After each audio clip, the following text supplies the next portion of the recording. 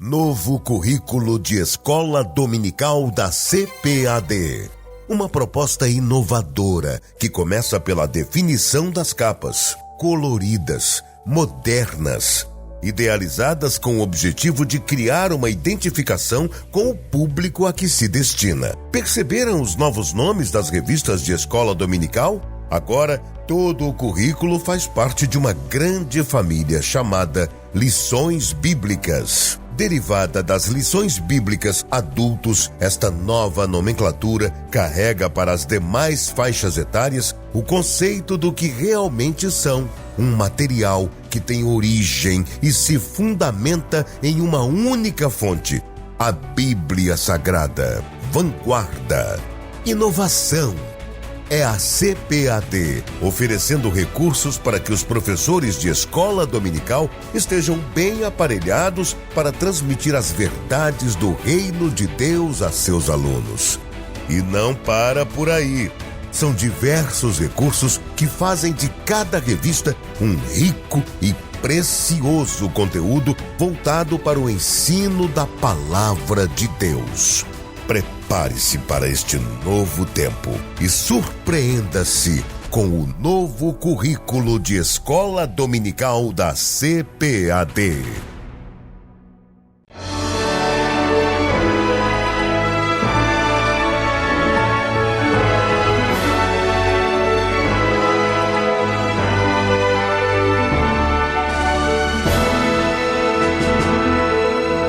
Subsídios.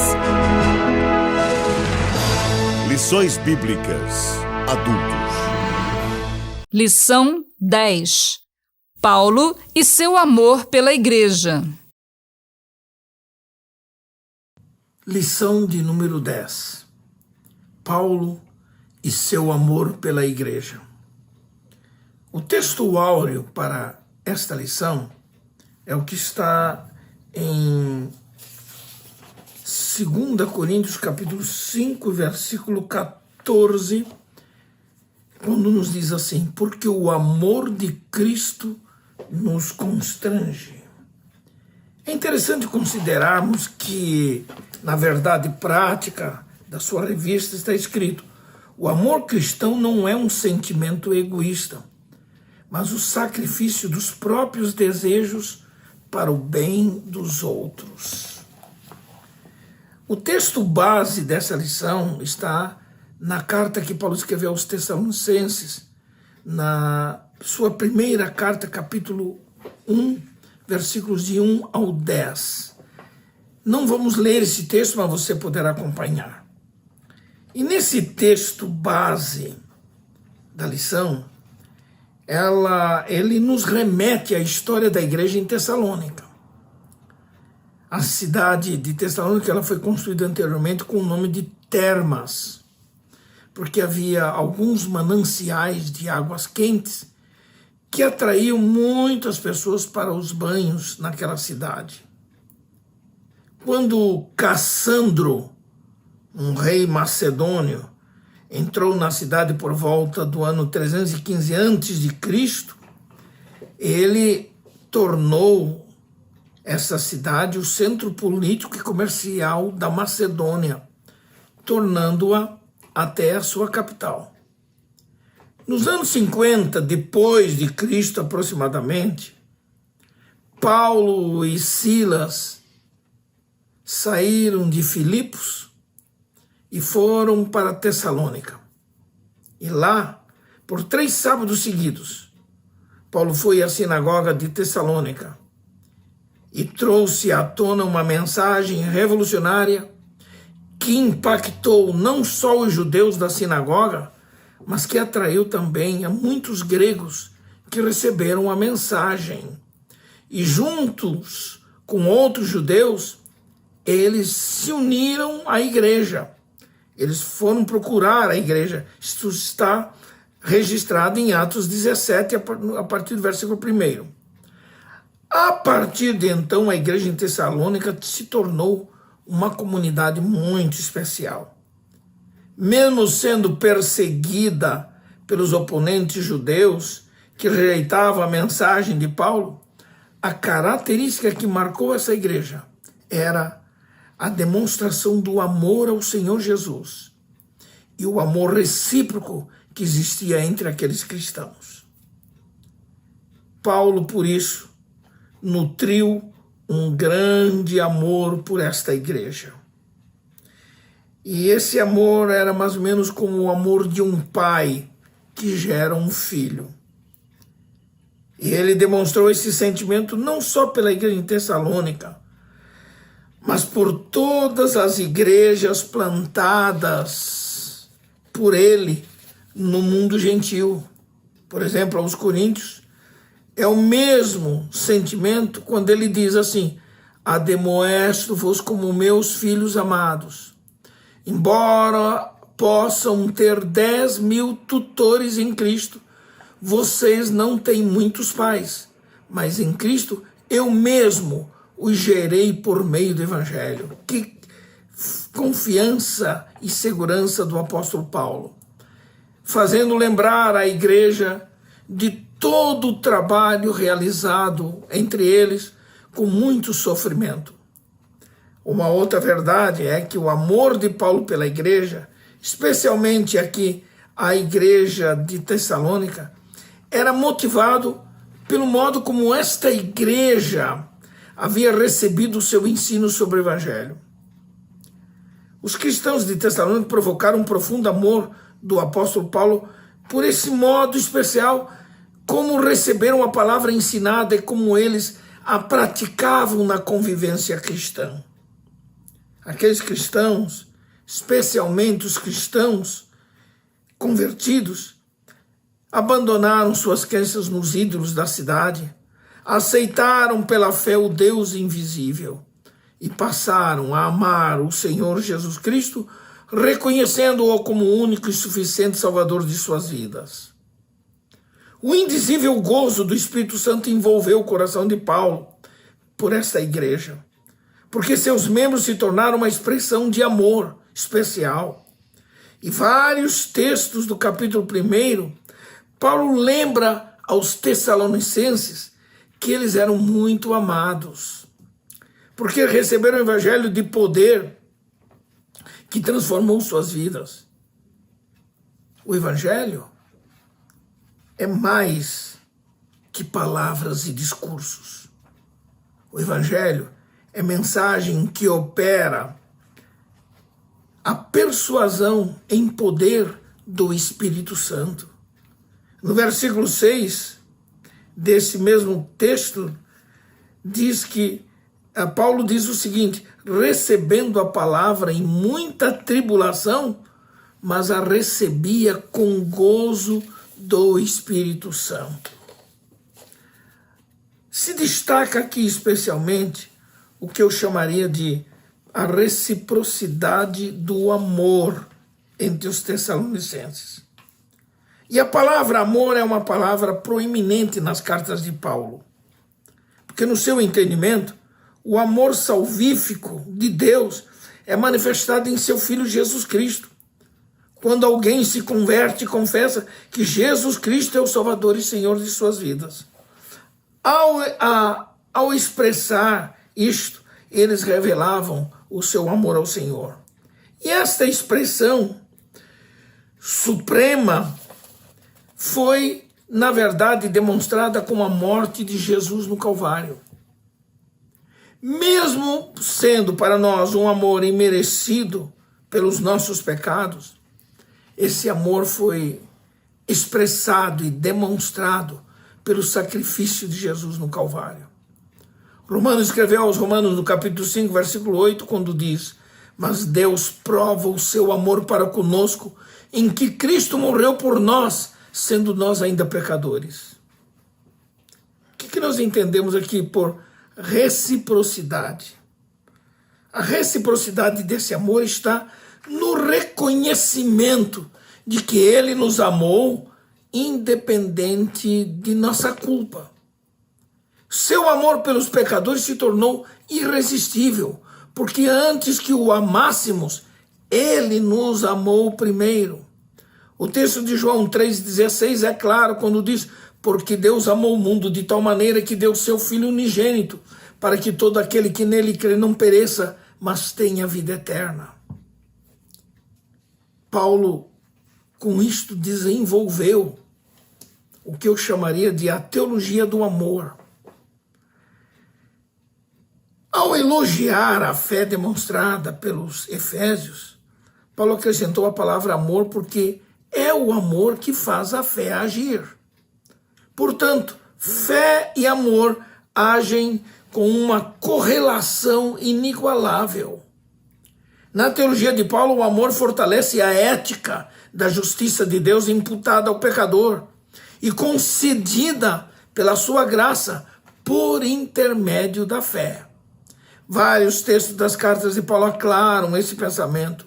Aos Efésios, no capítulo 1, versículo 15, Paulo escreveu dizendo assim: pelo que ouvindo eu também a fé que entre vós há no Senhor Jesus e o vosso amor para com todos os santos.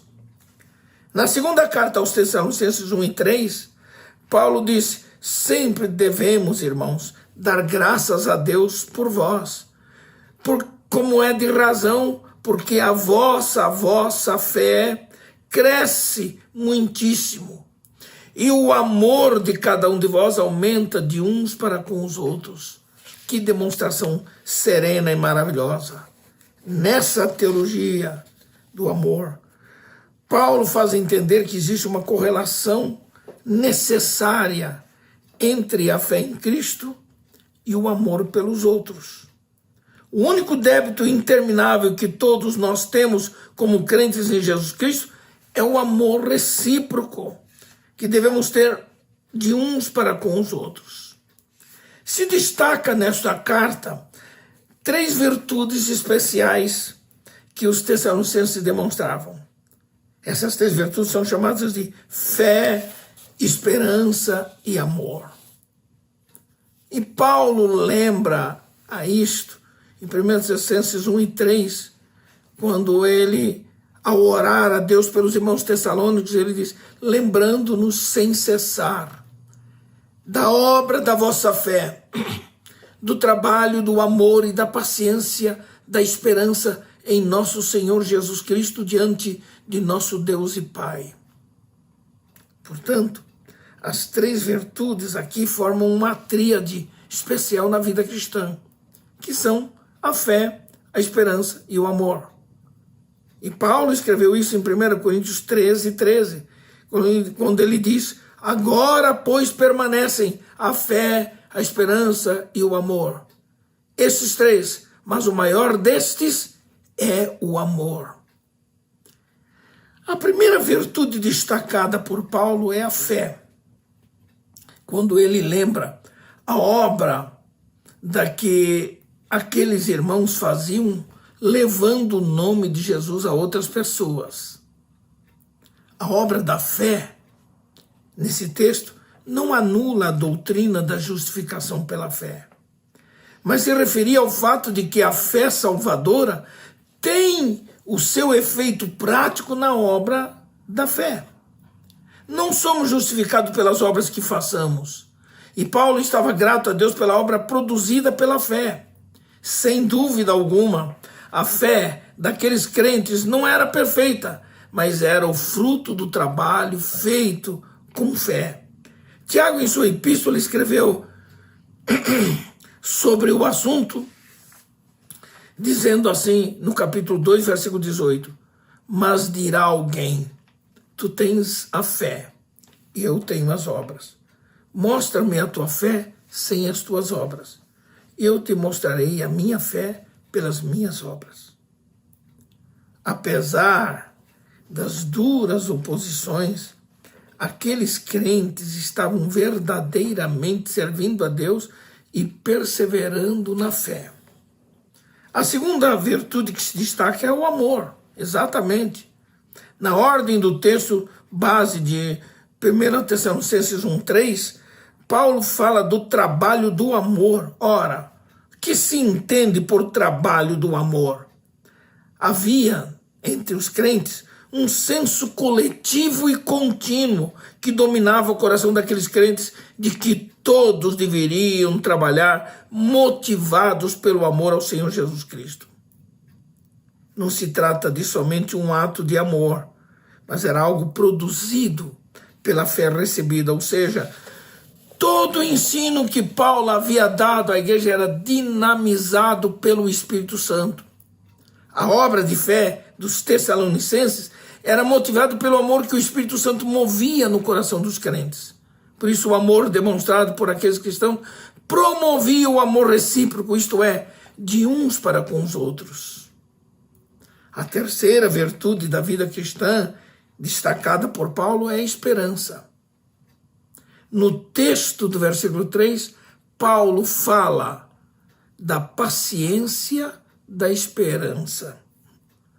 A palavra paciência aqui tem o sentido de resistência, perseverança. A ideia que sugere é perseverança da esperança. A lembrança que estava na mente de Paulo era o sofrimento que implicava perseguição e adversidades. E tudo isto os tessalonicenses suportavam com o gozo do Espírito Santo. Apesar de tudo isto, aqueles cristãos permaneciam firmes na fé recebida. E Paulo escreveu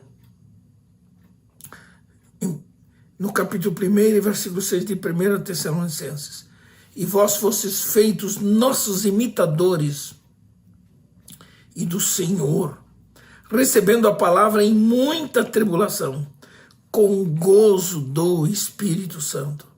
Paulo estava admirado pelo caráter demonstrado por esses cristãos, porque eles foram capazes de se manter fiéis ao Senhor, mesmo enfrentando todas as perseguições que os judeus e o povo faziam contra eles. Aprendemos aqui que as tribulações são inevitáveis no nosso dia a dia. Nem por isso podemos perder a esperança da glória. Devemos ter uma atitude positiva frente à tribulação, mas não devemos viver de lamentos ou de resignação passiva, mas devemos adotar um espírito resoluto, de coragem, de perseverança e de esperança no cuidado de Deus. Para concluir, a ação de graças do apóstolo Paulo, manifestada nesta carta, revela o seu sentimento de gratidão e gozo na presença de Deus. Paulo não amou esta igreja mais do que todas as demais igrejas plantadas por ele entre os gentios, mas o amor que sentia por essa igreja era fruto da demonstração de fidelidade ao ensino que esta igreja demonstrava para com tudo que Paulo havia feito e ensinado em Tessalônica. Deus abençoe a todos, em nome do Senhor Jesus. CPAD, a editora da Escola Dominical.